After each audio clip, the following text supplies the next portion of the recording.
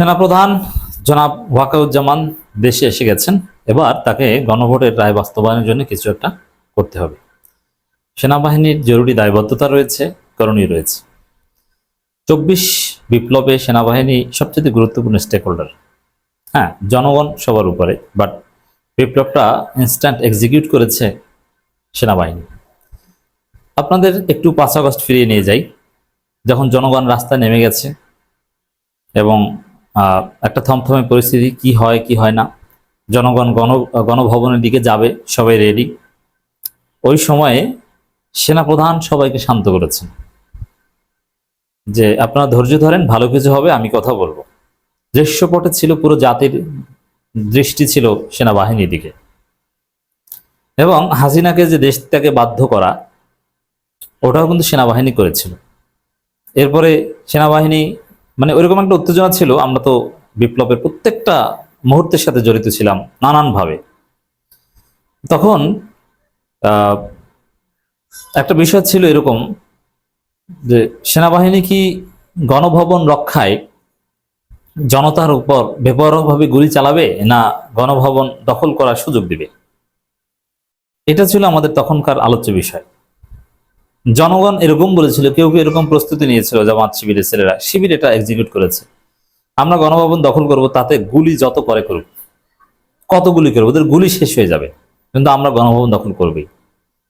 তো এই যে একটা চূড়ান্ত পরিস্থিতি, এই পরিস্থিতি নিয়ন্ত্রণ করেছে বা এই পরিস্থিতি সমাধান করেছে সেনাবাহিনী।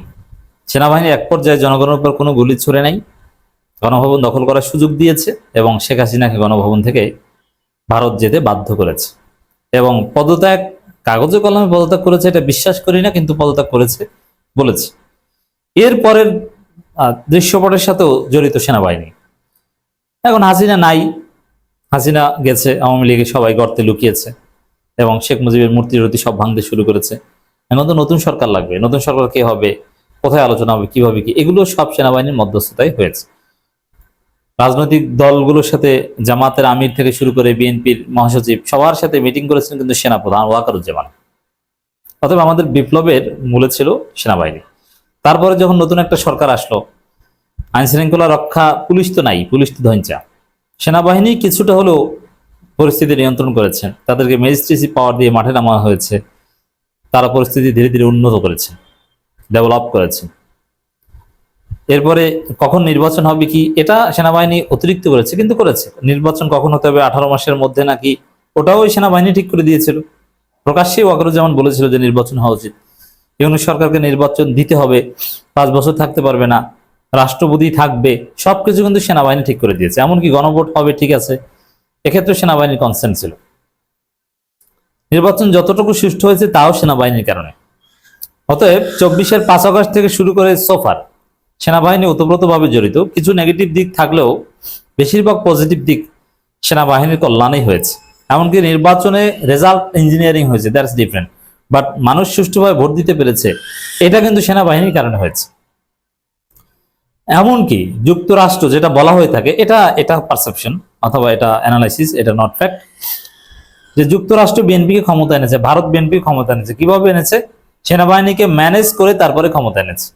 এই জায়গায় কিন্তু সেনাবাহিনী, এই জন্য যেহেতু সব জায়গায় সেনাবাহিনী, আমরা চাই যেহেতু জনগণ ম্যান্ডেট দিয়েছে, গণভোটের রায়ের আলোকে সংবিধান সংস্কার হবে, এই বিষয়ে সেনাবাহিনীর কোনো আপত্তি ছিল না।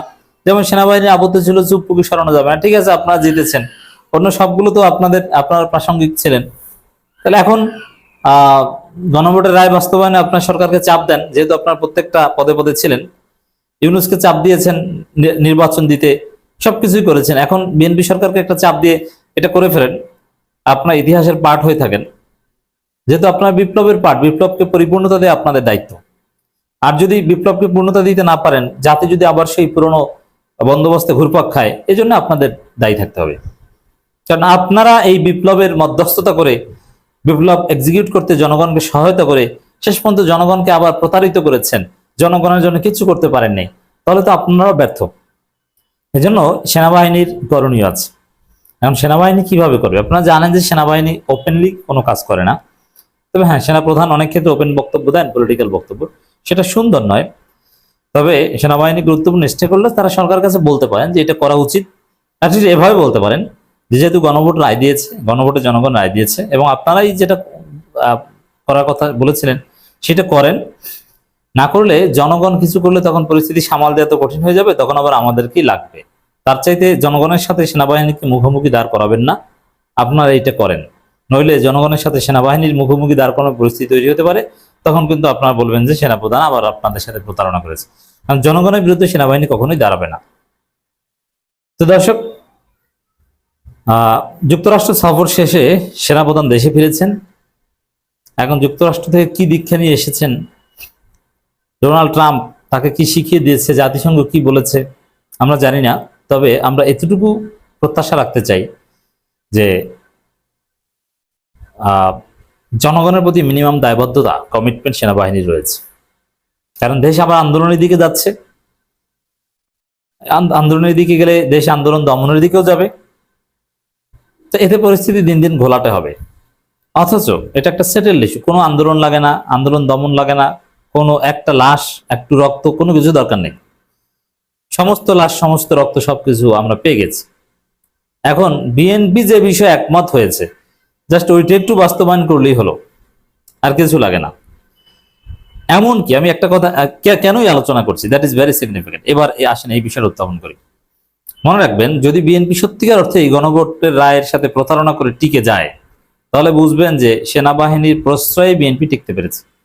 সেনা প্রধান বলেছে যে আরে তোমরা তোমাদের মতো কাজ করো, ভারতের কথায় চলো, গণভোটকে অবজ্ঞা করো, কোনো সমস্যা নেই, আমরা আছি, জনগণ কি করবে, আমরা আছি। অতএব গণভোটের রায় যদি বাস্তবায়ন না করে, সেটা এই সাহস বিএনপি যদি পায়, সেটাও সেনাবাহিনী বা সেনা প্রধানের আশ্বাসই পাবে। এই জন্য বলছি যে সেনাবাহিনী, সেনাপ্রধানের দায়বদ্ধতা আছে। বাংলাদেশের রাজনীতিতে বা বাংলাদেশ, পাকিস্তান বা এই টাইপের দেশের রাজনীতিতে সেনাবাহিনী যে কতটা গুরুত্বপূর্ণ আমরা ভালোভাবে জানি, উপরে যাই হোক না কেন। যুক্তরাষ্ট্র সফর শেষে দেশে ফিরেছেন সেনাবাহিনীর প্রধান জেনারেল ওয়াকারুজ্জামান। সফরে তিনি জর্জিয়া অঙ্গরাজ্যে বিভিন্ন কর্মসূচিতে অংশগ্রহণ করেন এবং গুরুত্বপূর্ণ ব্যক্তিদের সাথে সাক্ষাৎ করেন।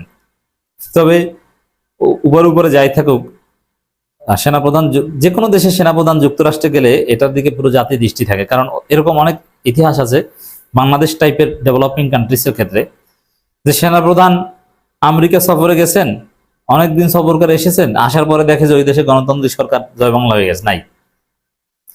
অতএব সেনাবাহিনী প্রধানের যুক্তরাষ্ট্র সফর, এটা সাধারণত নর্মাল কেস হয় না অনেক ক্ষেত্রেই।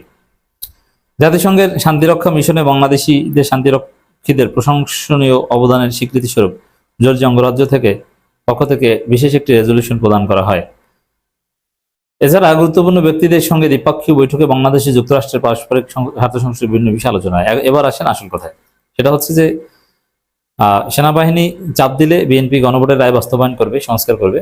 আর যদি গণভোটকে বিএনপি উপেক্ষা করতে পারে, তাহলে বুঝবেন যে যুক্তরাষ্ট্র, সেনাবাহিনী, ভারত এদের সহায়তায় গণভোটকে ওভারলুক করেছে।